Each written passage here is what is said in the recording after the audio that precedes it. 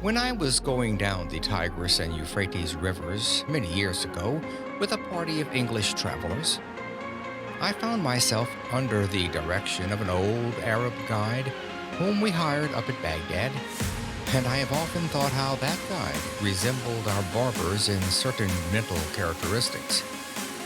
He thought that it was not only his duty to guide us down the rivers and do what he was paid for doing, but also to entertain us with stories curious and weird, ancient and modern, strange and familiar. Many of them I have forgotten, and I am glad I have, but there is one I shall never forget. The old guide was leading my camel by its halter along the banks of those ancient rivers, and he told me story after story until I grew weary of his storytelling and ceased to listen. I have never been irritated with that guide when he lost his temper as I ceased listening, but I remembered that he took off his Turkish cap and swung it in a circle to get my attention. I could see it through the corner of my eye, and I determined not to look straight at him for fear he would tell another story. But although I am not a woman, I did finally look, and as soon as I did, he went right into another story. Said he, "I will tell you a story now, which I reserve for my particular friends." When he emphasized the words particular friends, I listened, and I have ever been glad I did. I really feel devoutly thankful that there are 1,674 young men who have been carried through college by this lecture who are also glad that I did listen. The old guide told me that there once lived not far from the river Indus an ancient Persian by the name of Ali Hafed. He said that Ali Hafed owned a very large farm, that he had orchards, grain fields, and gardens, that he had money at interest and was a wealthy and contented man. He was contented because he was wealthy, and wealthy because he was contented. One day there visited that old Persian farmer one of these ancient Buddhist priests, one of the wise men of the East. He sat down by the fire and told the old farmer how this world of ours was made. He said that this world was once a mere bank of fog, and that the Almighty thrust his finger into this bank of fog and began slowly to move his finger around, increasing the speed until at last he rolled this bank of fog into his solid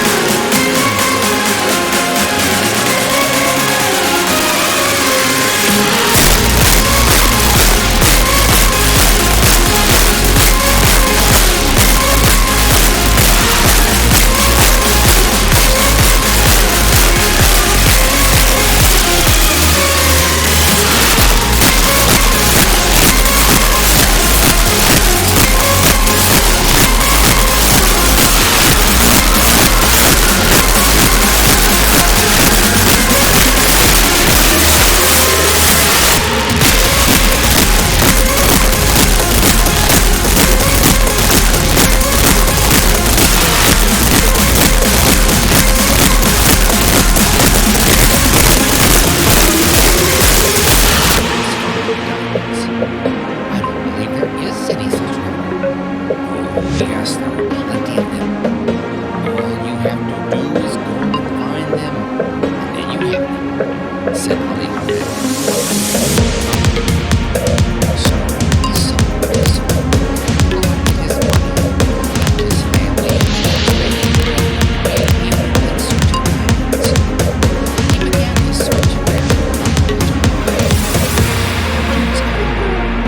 Afterwards, he came around into Palestine, then wandered on into Europe. And at last, when his money was all spent and he was in rags, wretchedness, and poverty, he stood upon the shore and began to say to his friend, "Just go to Greece, and the poor, afflicted, suffering, dying man could not resist being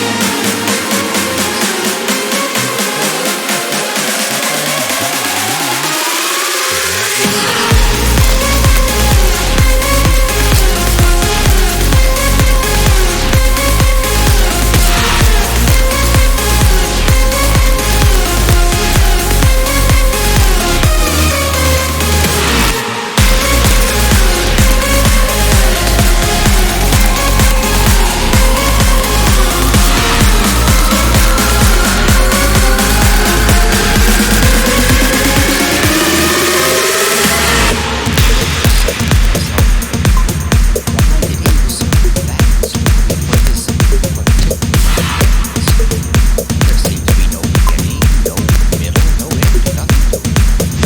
That was the first story I had ever heard told in my life, and would be the first one I ever read in which the hero was killed in the first chapter.